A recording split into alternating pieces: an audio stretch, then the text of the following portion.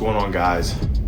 It's story time. So about 2 weeks ago, I was scrolling on Car Gurus looking for a new vehicle and found a 2017 TTS that was white with brown interior that was absolutely gorgeous. I felt like I needed to have it.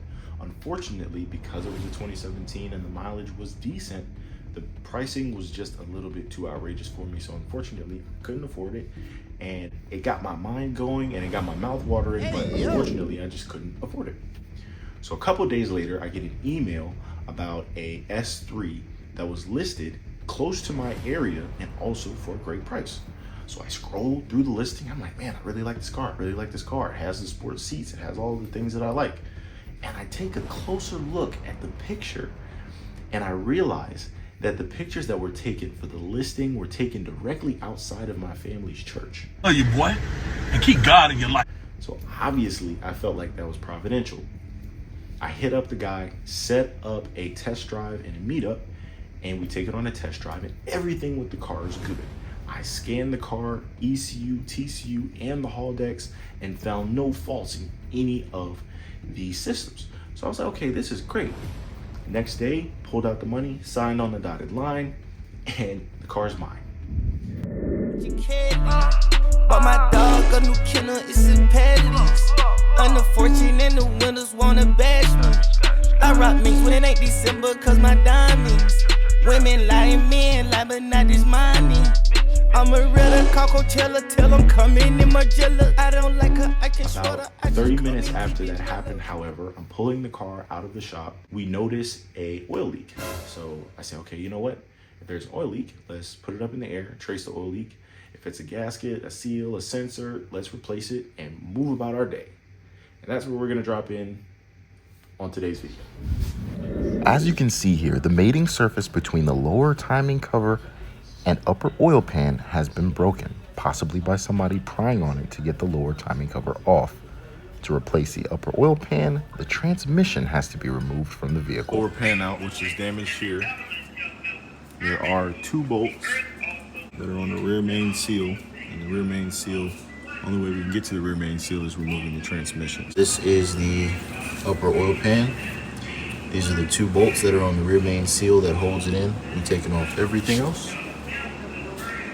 The car was sold to me, no issues. It's on the listing as no issues.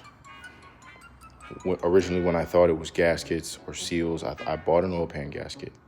That was not the problem. I bought a crank seal. I spent my own money on that because I'm like, okay, I'm not about to trip about, if it's just like a little rubber seal that I have the wherewithal, I have the ability to replace. It's not that big of a deal. But when it comes to something that I physically have to remove the transmission from the vehicle to access 2 bolts to replace an upper oil pan on a car that I believed had no issues on the day that I bought it, it's tough. It's tough.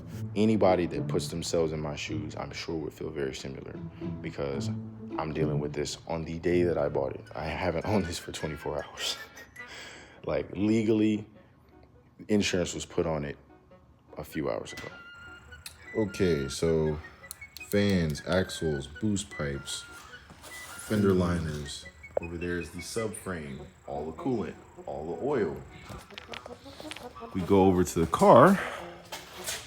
As we can see, axles, the steering rack we're supporting with bungee cords and this thing. Go over to this side. Drive shaft had to be disconnected and there's like heat shielding and stuff over there. We had to kind of move the downpipe out of the way a little bit too. This is all the stuff that has to be opened just to get the transmission off. There's a couple more bolts here. Once we push the transmission off, then we can get to those 2 T30s that are sitting here. And then yeah, reverse the process. So what is it? You said it's 9 hours plus, No, it's the total, plus the total, 8. The total is 17 hours. I guess you can pause it and go up hours. top and you can look down and see Yeah, what's 17 been pulled hours out at the top.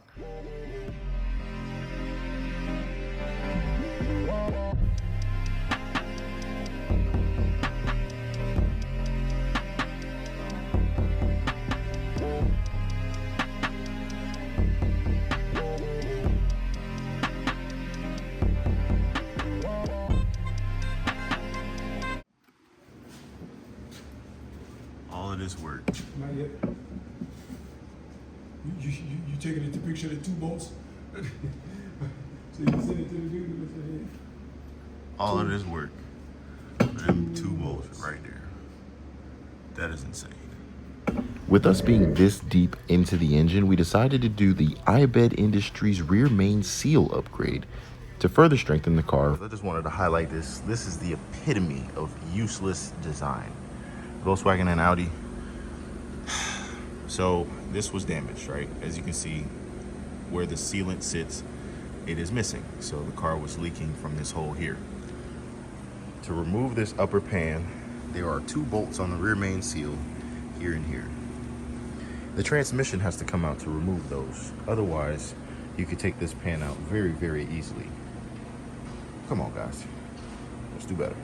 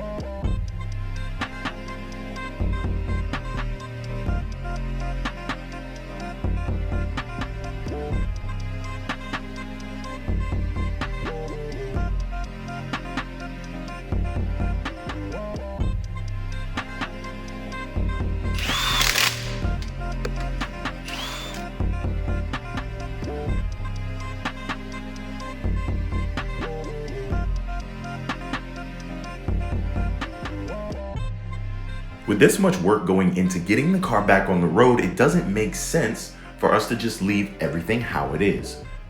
My dad suggested, he said, Miles, look, let's put timing chains in it. Let's refresh everything that we can refresh that we can visually see needs work and attention so that when the car is ready to go, it's bulletproof and it'll last you a long time, as opposed to constantly having to work on a car that you just bought. Now, if you guys know me and you know my channel, that's not gonna fly anyway, but realistically, it made a whole lot of sense, so that's what we did. These timing guides look a little suspect, and I'm glad that we did opt to change them before we start throwing mods at the car, because that is literally the next thing that we're gonna do in this video, is start to modify it. First things first, a JB4 and turbo inlet.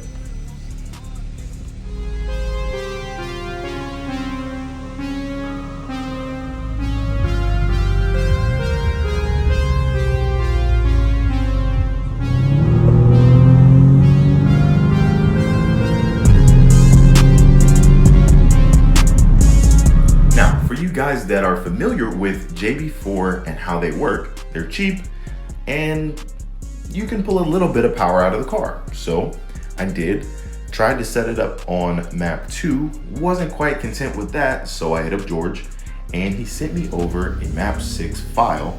So let's throw it on the car and see how she performs. All right guys, so we just dropped in the JB4 on the S3. We're in comfort mode now. I'm getting ready to pull out and just see what it's saying. So hopefully it feels pretty good.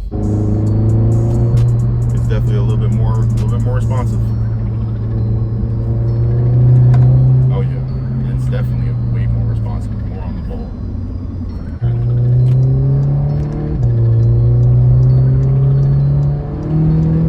All right, let's go dynamic mode. Let's see what that's like. After driving around in dynamic mode, again, I wasn't satisfied. So we threw on an IE turbo inlet, and this is the comparison to stock. The size difference is actually insane. Oh, and a DV plus converter valve. I think I'm gonna start to go crazy with this car. It's too nice.